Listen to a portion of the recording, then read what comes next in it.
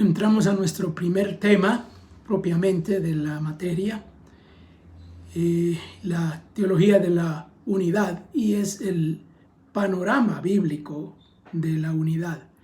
Y como es un panorama, incluye varias cosas y vamos a ir viendo algunas poco a poco. Algunas las vamos a ver de manera más breve, otras vamos a detenernos un poco más, porque es una sección muy importante de la materia. Es la primera gran sección de la materia y vamos a dedicarle un poco de tiempo. Comenzaremos hablando del panorama en general. ¿Enseña la Biblia acerca de la unidad? Bueno, parece una pregunta innecesaria, demasiado obvia, pero se hace porque en el debate que ha habido, especialmente en el mundo evangélico, como que no, como que la Biblia no enseñara la unidad, por lo menos en la forma en que se conoce, se acepta, se discute en el mundo eclesiástico contemporáneo. Bueno, si la Biblia enseña, sabemos que sí. ¿Cuánto enseña la Biblia acerca de la unidad? Bueno, enseña bastante, especialmente en el Nuevo Testamento. En el Antiguo Testamento hay descripciones, hay enseñanzas. Vamos a ver algunos textos, no con mucho detalle, pero pero más que todo en el Nuevo Testamento. En el Nuevo Testamento encontramos bastantes enseñanzas y algunas de ellas son directamente de Jesús mismo, otras vienen de Pablo, y prácticamente todos los autores del Nuevo Testamento hablan del tema de una o de otra manera. Si vemos algo del Antiguo Testamento, para empezar y decir un poco ahí, digámoslo así, hay un ideal de unidad. Un ideal de unidad que le encuentra uno, por ejemplo, en algunos salmos. El Salmo 122, por ejemplo, es un salmo muy conocido. Comienza diciendo: yo me alegré con los que decían, a la casa de Jehová iremos. Nuestros pies estuvieron dentro de tus puertas, oh Jerusalén. Jerusalén que se ha edificado como una ciudad que está bien unida entre sí. Y ahí o allá subieron las tribus del Señor. Es un salmo que expresa un ideal de unidad, en que la ciudad de Jerusalén es el símbolo y la representa. Ahí se reúnen todos. Y de hecho el templo era ese símbolo, y por eso es que se habla de la casa de Jehová. El templo era el símbolo de la unidad, un ideal. También se ve ese ideal en el Salmo 133, famoso salmo, ¿verdad? Cuán bueno y cuán delicioso es habitar los hermanos juntos en armonía.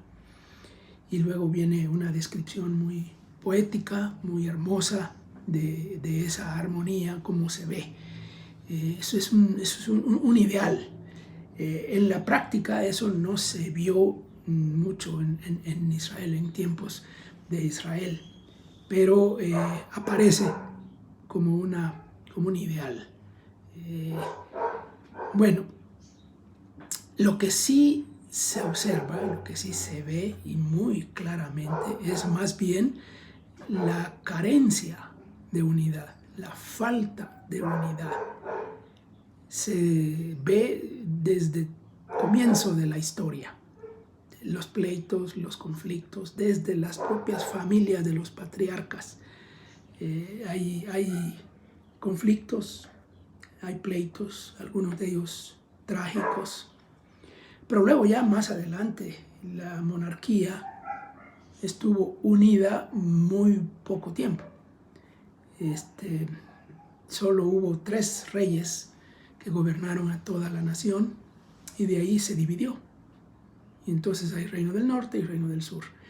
Y es el ejemplo mayor de la desunidad, o sea que es lo contrario de la unidad. Pero ya eso mismo nos da una enseñanza, y casi todo el Antiguo Testamento, los libros históricos y muchos de los profetas, prácticamente todos los profetas, hacen referencia a una o la otra nación, y se cuentan las historias. En fin, tenemos un desarrollo de la desunidad y no tanto de la unidad.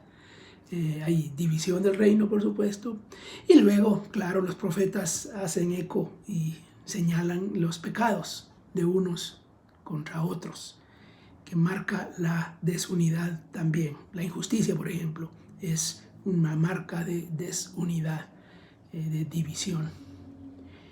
Pero luego, por supuesto, no falta el anuncio de una unidad escatológica. Los profetas hablan de eso. Ezequiel 37, por ejemplo, tiene un extenso pasaje del 15 al 28, en donde describe esa futura escatológica unidad, que es el ideal que se cumplirá. La unidad del pueblo está concentrada en la unidad del pueblo de Dios, de Israel, aunque eventualmente eso se aplicaría a todos los pueblos por enseñanzas en otras partes del Nuevo Testamento. Es un texto muy usado para hablar de la restauración de la nación. Igual pasa con un pasaje en Sofonías, capítulo 3, los versículos 19 y 20, donde se habla de la reunión, la unión de nuevo del pueblo. La reunión, Dios reunirá a su pueblo porque anda esparcido, está disperso, y habrá una reunión de ese pueblo. Igual encontramos en Zacarías 10 algo muy similar, es la reunión, la recogida del pueblo. Bueno, estos textos se han usado para señalar que la unidad en el Antiguo Testamento tiene que ver solamente con la nación de Israel y no tiene nada que ver con los demás pueblos, con las demás naciones, lo cual ha dado lugar a un énfasis escatológico en la nación de Israel, y que es ahí donde está el enfoque. Por supuesto que entendemos que la unidad no es solo de la nación de Israel.